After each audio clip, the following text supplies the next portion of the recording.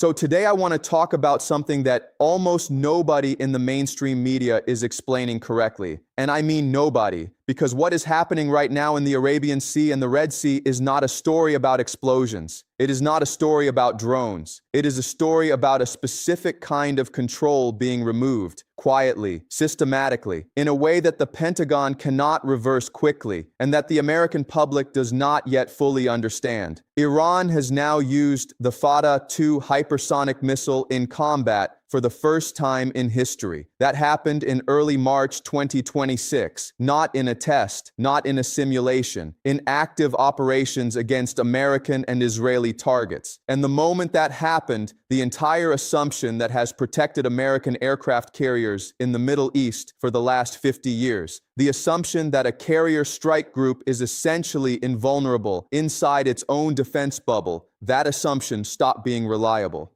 Now I want to explain exactly why this matters. I want to show you the sequence of events. I want to show you what the Fattah-2 actually does to a naval defense system, what is happening to America's interceptor stockpiles right now, and why the USS Gerald R. Ford, America's most advanced aircraft carrier, the one that cost $13 billion and was supposed to be the tip of the spear of this entire operation, is no longer in the war zone. I am going to walk you through this step by step, because once you see the pattern, you cannot unsee it. First, let me give you the context you need, because most people watching this are operating with the wrong mental model of what this war actually is. This is not America bombing a weak country and the weak country firing back uselessly. That is the mainstream media's version. Here is the structural reality. On February 28, 2026, the United States and Israel launched coordinated strikes on Iran. They called it Operation Epic Fury. The opening days hit nuclear facilities, IRGC command infrastructure, air defense systems, and targeted leadership, including Supreme Leader Ali Khamenei, who was killed. Iran called its response Operation True Promise 4, and from that moment forward, this war has been a race between American offensive air power and Iranian missile endurance. And what the numbers are showing right now is that this race is much closer than anyone in Washington wants to admit. Here is the first thing you need to understand. What America says it has and what America actually has are two different things. The Pentagon says it has sufficient precision munitions for the task at hand. That is the official language. That is what Chairman of the Joint Chiefs General Dan Kane said at a press briefing in early March. But here is what the actual numbers say. According to analysis from the Payne Institute for Public Policy, in just the first 16 days of Operation Epic Fury, America fired over 6,000 defensive and offensive munitions. In those same 16 days, it used approximately 198 THAAD interceptors. That is roughly 40% of the entire THAAD stockpile on hand before this conflict began.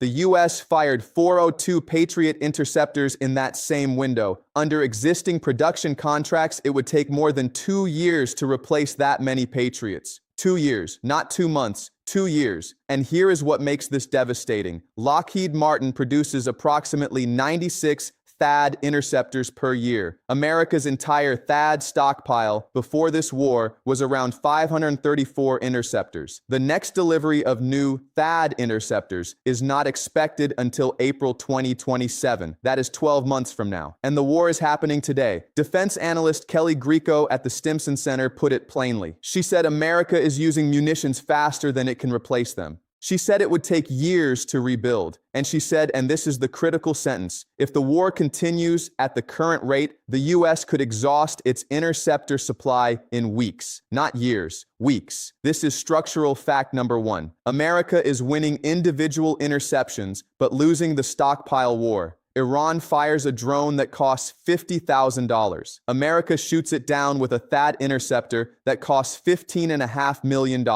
That exchange ratio is not sustainable. Iran understands this perfectly. It has understood it for years. This is not improvised strategy. This is the design. Now let us talk about what the Fattah-2 actually does to a carrier strike group, because this is the part that changes everything. The Fattah-2 is Iran's hypersonic missile. It was unveiled by the IRGC in November 2023. Iran claims it reaches speeds of up to Mach 15, which is roughly 18,500 kilometers per hour. Western analysts have been skeptical about whether it was truly operational. On March 1, 2026, that debate ended. Iran used the Fattah-2 in combat for the first time. Iranian sources reported the launch. Satellite and signals intelligence confirmed a Fattah-class hypersonic system was deployed against targets associated with American forces. Iranian officials claimed several missiles penetrated existing air defense layers.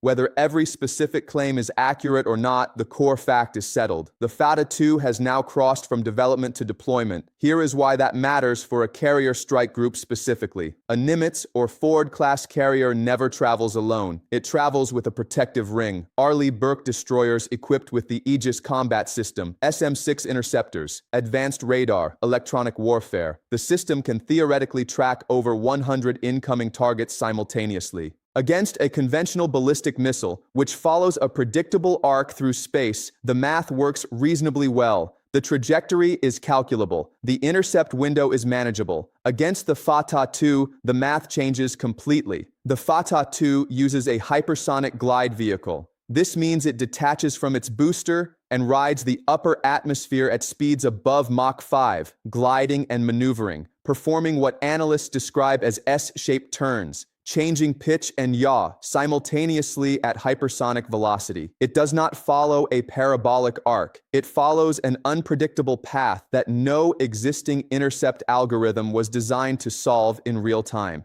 The Israeli defense firm Rafael's own vice president confirmed this publicly in August 2025. He said that to intercept something moving that fast while changing direction requires a defense system that can react at approximately 30 times the speed of sound. Current technology does not do that.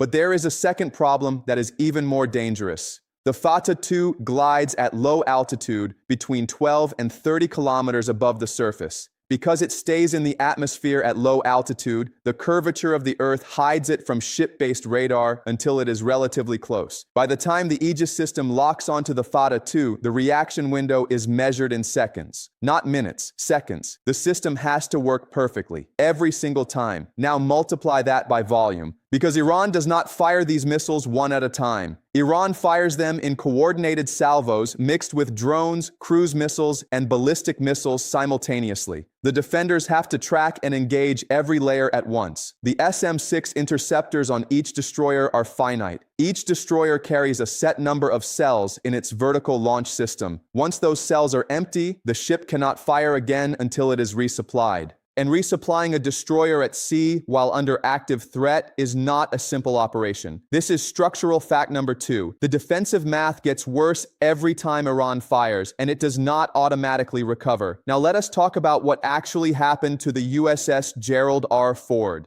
The Ford is America's most advanced aircraft carrier. It displaces 100,000 tons. It is powered by 2 A-1B nuclear reactors. It cost $13 billion.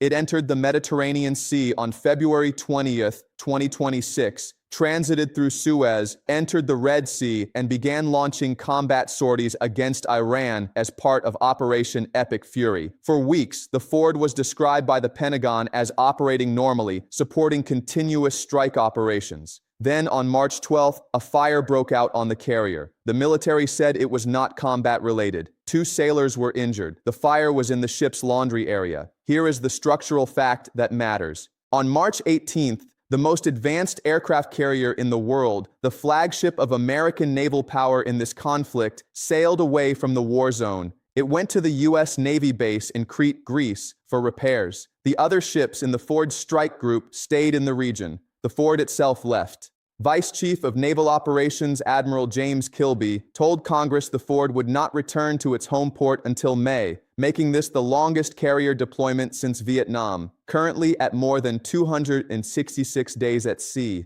the ship had experienced persistent maintenance issues throughout the deployment, including sewage system failures that Senator Mark Warner publicly described as adding insult to injury for sailors already extended far beyond their expected rotation. Now, I am not saying Iran sank the Ford. The fire was not combat-related according to official statements. What I am saying is something more important than that. The Ford is no longer in the fight. The most advanced carrier in human history, deployed as the centerpiece of American military pressure on Iran, is sitting in a Greek port being repaired. And that removal matters because of what it reveals about the deeper structural problem. This is structural fact number 3. The American military-industrial complex is designed to build exquisite systems slowly. It is not designed to replace them quickly. The Ford took years to build. It has been plagued by technical issues since commissioning. The electromagnetic aircraft launch system, the advanced arresting gear, the sewage system. These are not minor inconveniences. They are symptoms of a system optimized for peacetime procurement, not wartime endurance. And in a war where the cost of every Iranian weapon is a small fraction of the cost of every American system, this optimization becomes a strategic vulnerability. Now let me tell you what each side actually wants, because this is where the deeper analysis begins. What does America say it wants? America says it wants to prevent Iran from obtaining a nuclear weapon. It says Operation Epic Fury is about dismantling Iran's nuclear infrastructure and degrading its missile program. It says it is protecting its allies and defending American personnel in the region. What does America actually want? America wants to resolve the Iran question permanently. Decades of sanctions, proxy wars, nuclear negotiations, and direct confrontation have not produced a stable outcome. American power in the Middle East rests on the petrodollar system, on the ability to keep Gulf oil flowing in dollars, on maintaining bases that project power across the region. Iran, with a credible nuclear breakout capability, permanently threatens all of that. So the real goal is not to degrade Iran's missiles for a few years. The real goal is to force a structural change in Iran's strategic posture, to close the nuclear question for a generation. What does Iran want? Iran wants to survive. But survival has a specific meaning after February 28, 2026, the day its supreme leader was killed. Iran is no longer fighting a war about nuclear policy or sanctions relief. Iran is fighting a war about whether the Islamic Republic exists in 10 years. Iranian President Pezeshkian said publicly that seeking revenge is the country's duty and legitimate right. The IRGC announced its doctrine had shifted from defensive to offensive. Iran is not trying to negotiate its way out of this. It is trying to raise the cost of continuing until America decides the cost is too high. This is the fundamental asymmetry. America is fighting a war with a political timeline. Trump's approval, the stock market, the midterms. Iran is fighting a war with a civilizational timeline. 3,000 years of Persian history, a supreme leader martyred, a population that came out onto the streets in millions after nights of bombing, not in surrender, in defiance. Now let us look at the specific consequences that are compounding right now, because the economic dimension of this conflict is where the endgame actually lives. The Strait of Hormuz carries roughly 20% of the world's seaborne oil and 20% of its liquefied natural gas. It is not fully closed, but it is severely disrupted. Iran has deployed naval mines. It has conducted fast boat operations against commercial shipping. As of late March, the IRGC announced the strait was closed to vessels going to and from U.S., Israeli, and allied ports. Oil prices broke above $100 per barrel on March 8th for the first time in 4 years. They peaked at $126. The Wikipedia entry on the 2026 Strait of Hormuz crisis calls it the largest disruption to world energy supply since the 1970s energy crisis. Since the conflict began, more than 35 maritime incidents have been recorded in the strait and surrounding waters. Tanker traffic dropped by 70% at one point, then to near zero. But oil is not the only thing that flows through the Strait of Hormuz. Phosphate, ammonium, sulfur, urea flow through it. These are fertilizer inputs. If they stop flowing, food prices do not just rise, they compound. Helium and sulfuric acid also transit this route. These are semiconductor inputs. Iran understands this. It is not trying to cause economic pain randomly. It is targeting the exact inputs that make the global economy function. On April 13th, the U.S. imposed a full naval blockade on Iran, affecting all ships going to or from Iranian ports. Iran immediately warned that if its ports are threatened, no port in the Persian Gulf or Arabian Sea will be safe. China called the blockade a violation of international interests. The UK, Australia, Russia, Spain, and the EU all expressed lack of support. America is enforcing this blockade largely alone. That is not a position of strength. That is isolation. Now let me give you 3 predictions for where this goes, based on the structural analysis we have built together. Prediction 1. The interceptor crisis forces a major strategic decision within the next 60 to 90 days. This is the clock that no one is discussing loudly enough.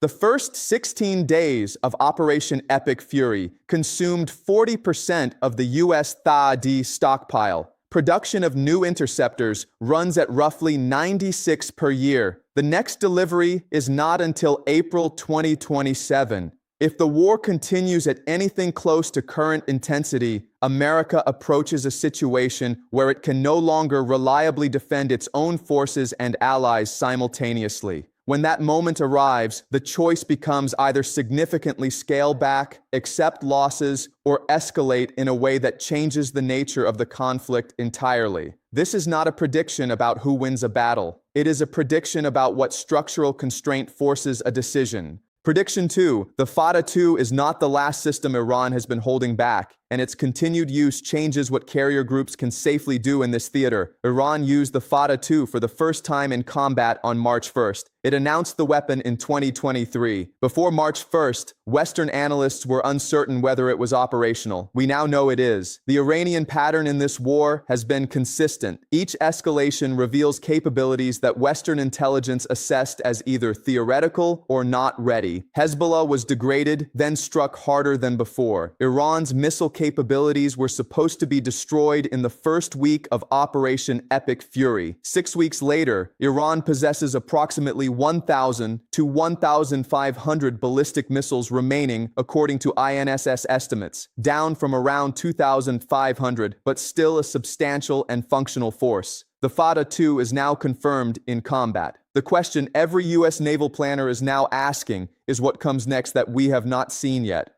Prediction 3. This war ends not with a decisive military victory on either side, but with an exit that both sides frame as something other than what it actually is. America's political will for this conflict is already fracturing. Trump initially projected the operation at 4 to 5 weeks. It has now run significantly longer. The interceptor stockpile is depleting faster than it can be replaced. The Ford has been pulled from theater. A third carrier, the USS George H.W. Bush, is expected to deploy, which tells you something important. When the most powerful navy in the world needs to deploy a third carrier to sustain an operation against a country with no aircraft carriers, that is not the posture of a force that is winning cleanly. Iran's strategy is identical to what it has always been. Make staying more expensive than leaving, bleed the clock, survive, and then, when America finds its exit, present it as a ceasefire, a mutual de-escalation, a diplomatic achievement. The facts on the ground will determine what that settlement contains. Now let me address the 3 questions everyone is asking, because they deserve direct answers. Will Iran use hypersonic missiles against the carriers directly? This is the most important question in the theater right now, and the honest answer is that the capability exists and the Iranian doctrine supports it. The Fattah-2 has a range of approximately 1,400 to 1,500 kilometers. The Arabian Sea, where the Abraham Lincoln is operating, and the Red Sea, where the Ford was operating before its withdrawal, both fall within that range depending on launch position. The IRGC has explicitly stated that all American assets in the region are legitimate targets. What constrains Iran is not incapability, but escalation calculus. Striking and sinking a carrier would be the single largest military escalation in the Middle East in modern history. Iran is not trying to maximize escalation right now. It is trying to maximize cost. Those are different strategies, but the line between them is narrowing as the conflict extends. Will the interceptor shortage become publicly acknowledged as a crisis? It already is. Kelly Grieco at the Stimson Center. Secretary of State Marco Rubio himself said publicly that Iran can produce more offensive weapons than the US can produce interceptors to stop them. That is the Secretary of State of the United States acknowledging the asymmetry on the record. The Pentagon has asked Congress to shift $1.5 billion from other programs to accelerate Patriot procurement. Trump has asked defense companies to quadruple production of what he called exquisite class weapons. But the CSIS analysis is unambiguous. Even with accelerated production, new THAAD interceptors do not arrive until April 2027. The war is happening now. Is there a scenario where this ends quickly? Yes. There is a ceasefire framework in play. The US and Iran agreed to a temporary 2-week ceasefire on April 8th. They held negotiations in Islamabad on April 11th and 12th. Those talks ended without agreement. Trump said he no longer cared about negotiations and announced the blockade instead. So the ceasefire window has narrowed, not expanded. But the structural pressures on both sides, depleting American stockpiles, a damaged Iranian economy, an Iranian civilian population under sustained bombardment, create a set of conditions that eventually force some kind of exit. The question is the sequence. Which structural constraint breaks first? Here is the historical parallel that applies directly to what we are watching. In 415 BC, Athens was the most powerful city-state in Greece. It had the largest navy. It had the most money. It had won wars that everyone said it could not win, and its leaders looked at Sicily and decided they could take it. The Sicilian expedition was the largest military operation Athens had ever launched. The best generals, the best ships, the best soldiers. The expedition failed completely.